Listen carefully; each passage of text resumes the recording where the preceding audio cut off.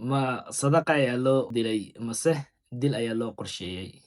Waa qisadii Valerie Smith.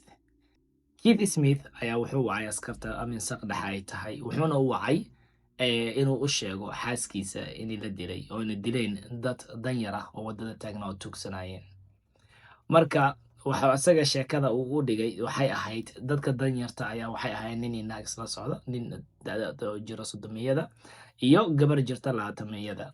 Gaariga ayay noogu soo galeen oo markay dariishada hoos u dejisay ayaa ninkii wuxuu isku dayay inuu boorsada la baxsado. Markay Valerie Jacqueline ay kula dhegtene wuxuu gacanta ayuu midi ka geliyey, bowdadana midi ayuu ka geliyey, sidii ayay Jacqueline ku dhimatay. Waa siduu asaga storiga u dhigayo. So askartii ayaa marka waxay imaaday siinka oo meeshii uu ka dhacay dhibaatada, waxayna marka isku dayeen wax caddeema inay aruuriyaan. Sidii tusaale waxay fiirinayeen inay wax dhiiga meesha ku daatay, waxay fiirinayeen cagaha gaariga, xitaa waxoogaa guryaha meesha ku yaala ayay raaceen inay arkaan gawaarida wax any emotion uu sameeyey.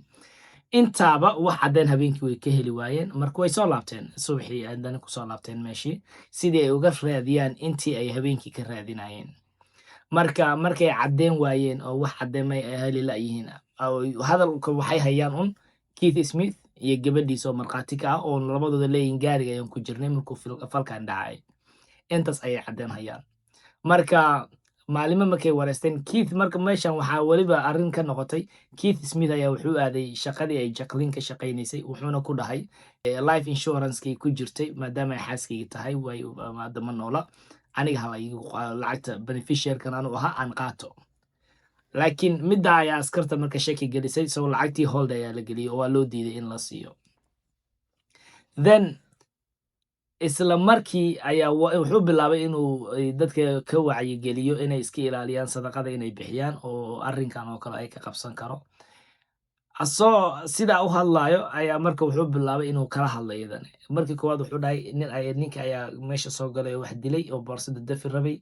Markii labaadna sheekadiisa way isbedesho waxay noqotay waxaa wax dil rabay gabadha ninka la socotay. So markii ay noqotay kala hadalkiisii ayaa marka askarta waxay samaysay asagii ayaa loo wacay gaarigiisa ayaa meesha la geeyey in la baaro asagana oo wax DNA wax in laga helo maadaama uu dhahay tuugadii ayaa gaariga taabatay in wax DNA laga fiiriyo.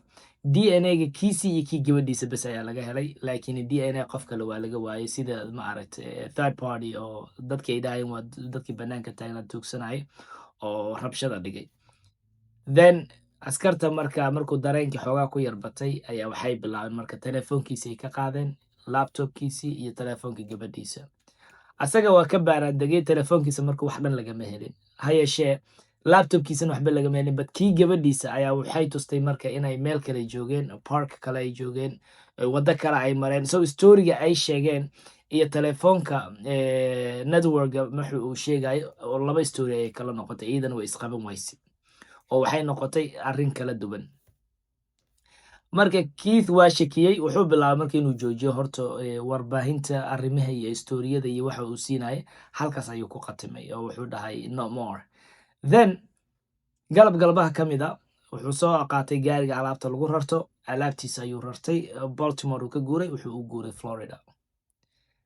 cabaar kadib gabadhiisa iyadana way ka daba guurtay. Markuu guuray ayaa wuxuu ka sheekeeyey inay askarta daba socoto oo ay fiirin doonto inay raadraac inay ku sameyn doonto ay telefoonkiisa dhegeysan doonto ay taabgaraynayso. Then wuxuu iska bedelay linekiisa waa bedelay, wuxuu bedelay telefoonka providerku ka qaadanayay, telefoonka naftirkii waa iska bedelay oo gabadhiisa ayuu telefoon magaceeda kusoo qaatay.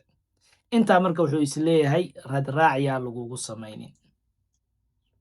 Marka naf godobka shalama kare ninka marka wuxuu sameeyay wuxuu xooga saaray suu wadankaba uga bixi lahaa uu wadanka dhan uga tagi lahaa. Optionada marka waxay ahayd ama Canada maad ka dhacdaa oo halkaa maad ka duushaa, ama Cuba seed ku tagtaa, ma Mexico aad gashaa. Marka Alutima asaga wuxuu go'aansaday asigii gabadhiisa inay inta ka baxaan ay galaan Mexico. Dadkan marka waa dad laga warhayo oo lagu daba jiro oo la socdo, caddeen baa lagu hayn mooyaane arrinkooda laakiin waa laga warhayaa.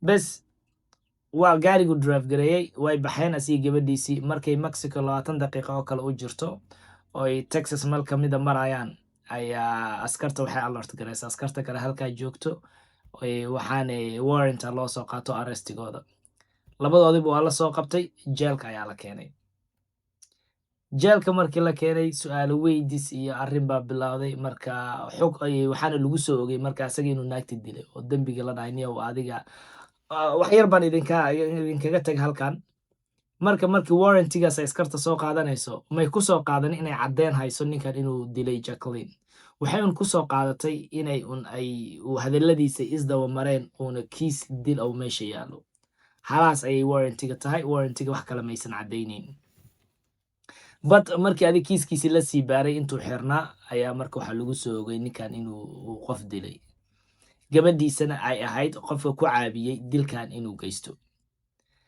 markay sheekada xumaatay oo matter ay sheekada marayso gabadhi ayaa marka waxay go'aansatay inay la shaqayso prosecutorka oo ay ku marqaati kacdo aabaheeda dembiga uu geystay marka gabadhiisii waxay ahayd marka qof bipolar qabo xanuuno kala qabo oo arrinkii u ekaatay marka inuu iyada naftirkeeda uu kaga faa'iidaystay dhibaatada iyo xaalka ay ku jirto uu rabay marka ibtiladan iyo dhibkan inay kala qayb qaadato ay la qaybsato gabadhiisii marka beentii iyo sheekadii iyo storygii way ku raacday maxkamadda markay hor imaadeen waxay dhahday Jacqueline waxaa dilay aabahayga ha yeeshee storiga aan idin sheegayene markii inaan gaariga kula jiro iyo waxyaaladan ka warhayo alaabta xitaa oo credit cardka Jacqueline iyo waxyaalahaas oo la kala tuuray anaa kala tuuray laakiin aabahay ayaa i faray inaan alaabteedana aan kala tuurno si ay u ekaato inay dad la boobo ama la dhacay ay meesha u ekaato